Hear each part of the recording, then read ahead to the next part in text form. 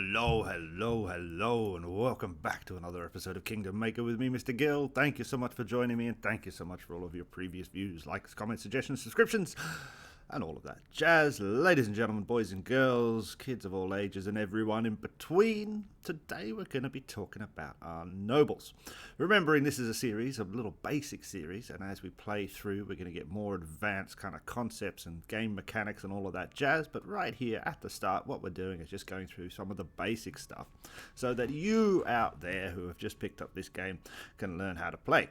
Now, our nobles are our bread and butter, so to speak. They are the foundation upon which we build our cities, upon which we create our armies and all such things. You can see here we have a number of nobles standing around. These are all part of my family. We can click on here and we can see them all, Mr. and Mrs. Gill, and then these are all our children.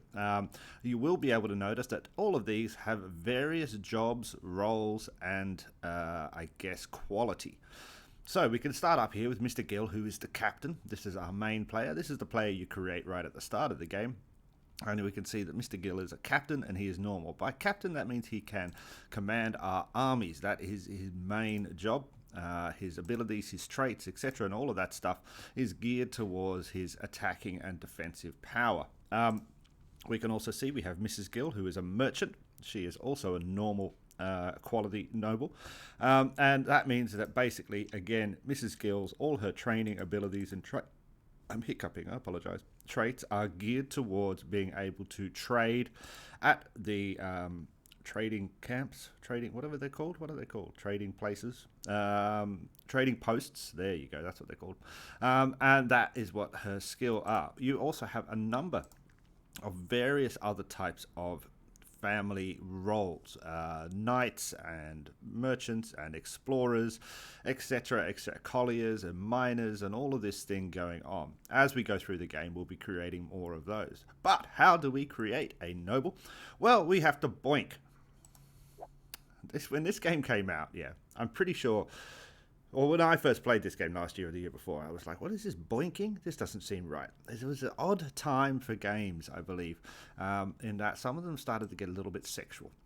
However, this is an interesting mechanic in that here we have that's Tony Gill. Where's Mr. Gill? There he is. There we go.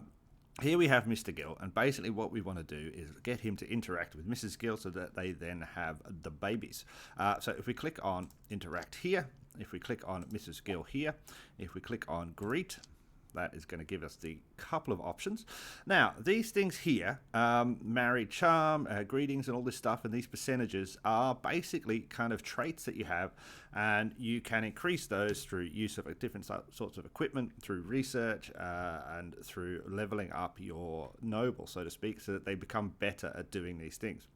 Now, you can see here that we have 7 minutes and 5 seconds remaining until we can be romantic again, until we can boink.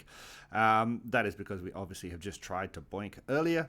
Unfortunately, we were unsuccessful. So let's cut to 7 minutes in time. So while we are waiting for the time to run down on that boinking cooldown, let's have a quick look at all of the various roles that we can have. So you can currently see we have a captain, we have a merchant, we have an explorer, and a knight down here, which we have just opened. Now, there are 10 roles that your nobles can take. Captain, who's in charge of your armies, merchant, who does the trading, explorer, which is like dungeons and stuff like that, knights, who I believe are horses. They focus on cavalry and things like that. Colliers, which are the mining people. And then there are rogue, agents, marshals, rangers, and executioners. All of those things I'm a little bit unsure about what they do, but I'm sure we will find out as we play through. You open those things by researching. So if we pop into the research thingy here, there we go, like that. We can see up here, nobles. And if we scroll down, we can see we can open the collier role there, we can open the agent and the rogue role there, etc., etc., etc. So that's how you open those things. Now, what we're trying to do when we breed is to breed an impressive noble. An impressive noble, I believe, is the highest tier of noble. And we can see here, noble quality affects a certain number of things. They will have a greater impact on boosting the room and room helping. So when you place them in a room in your keep, you know, we've done that before in a previous episode, they can add defensive power or silver earning power, etc. They will have a larger number of possible traits at birth, which we can roll. and re-roll to make sure that we get the best traits. They will have a larger number of burst trait slots, have a larger number of trait re-rolls, have an increased interaction success. So when we send them to flirt with somebody or boink somebody or threaten somebody, they're going to have a better success rate if they're a higher quality. They will also influence rapport, which I don't. The rapport is like whether you're an enemy or you're friendly or you're neutral, etc., etc., etc. So it's kind of important that we do get good ones. Now you have, as far as I know, I think it's only 3. You have runt, normal, and impressive. Maybe there's 4. I feel like I've seen a different one. I can't find out how to find a list of all of the noble qualities, so we're just going to have to, I guess, wait for the gameplay. Let's recall this guy while we're here. But yeah, we do want an impressive. Now we have one impressive at the moment, which is Finnegan Gill, which is an awesome name. And Finnegan is our main captain. He has our strongest army at the moment.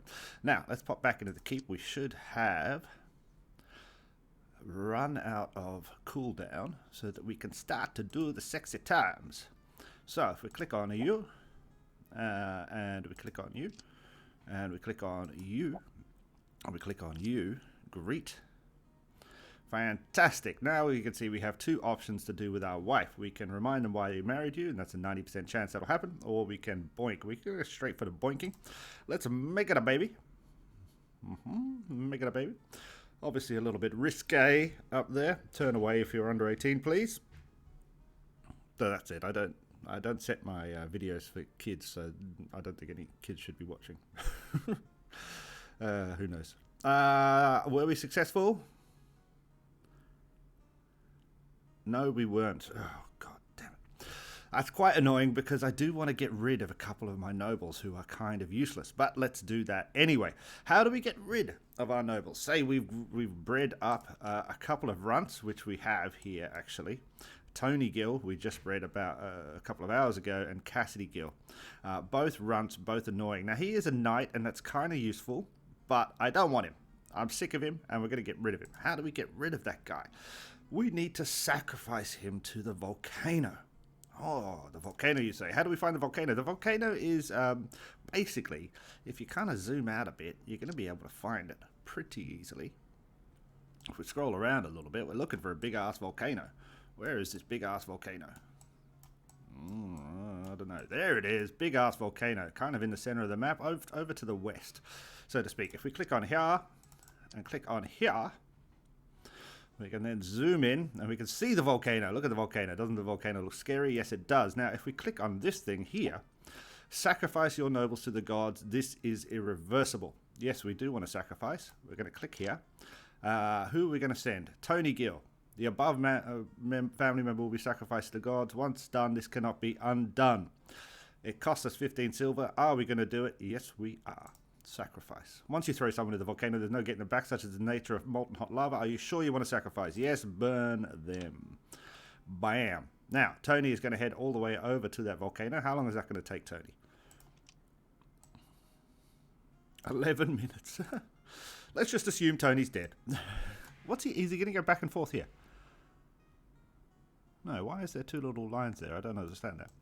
Tony is now being sacrificed, and we now have another slot. Obviously, our family size is limited. You can see up here 7 out of 7, which is probably why we weren't able to have a baby. Now that I think about it, Mr. Gill, you're an idiot. While we're here, let's get rid of Cassidy as well. Screw it. I did bookmark the volcano so that I can find it. Bam, like so. Hey, go like so. And let's get rid of Cassidy, the other runt. And then we have more chance, obviously, of filling our family with the gooder babies. The gooder babies, like so. Bam. Bam. I can only sacrifice one member at a time. Fair enough, fair enough. I did not realize that. That is okay. We will sacrifice Cassidy after 11 minutes have passed and the other guy, Tony, is in the volcano and burning alive. So, ladies and gentlemen, breeding is important. You should constantly be breeding to ensure that you have the max number of family members available. You can increase the max number of family members available by researching, but you want to be constantly breeding and then constantly sacrificing those who are not good enough. It's very brutal, but there is no need for us to keep a runt explorer while we have a normal explorer. And again, what we're trying to do is constantly make babies, get the impressive babies, and to fill out all of the roles that we need. Remembering there's 10 roles we're going to eventually have to fill, so we want to get some really super cool high class nobles for ourselves. That's a little bit about nobles, breeding, and sacrificing. I think I covered most of the basics there. Let me know down below if you have any questions. We will continue to breed and sacrifice until we get some better guys. That is my main goal for the next day while I'm playing this game, is to constantly breed and sacrifice. And hopefully we will, when we come back, we're going to have some super cool nobles with some super high level skills. Thank you so much for watching. Make sure you eat some cheese today. I believe today feels like a sort of like a brie day. Yeah, a bit of brie, maybe a bit of bread. Yeah, brie and bread. That's what today is. Thank you. Bye.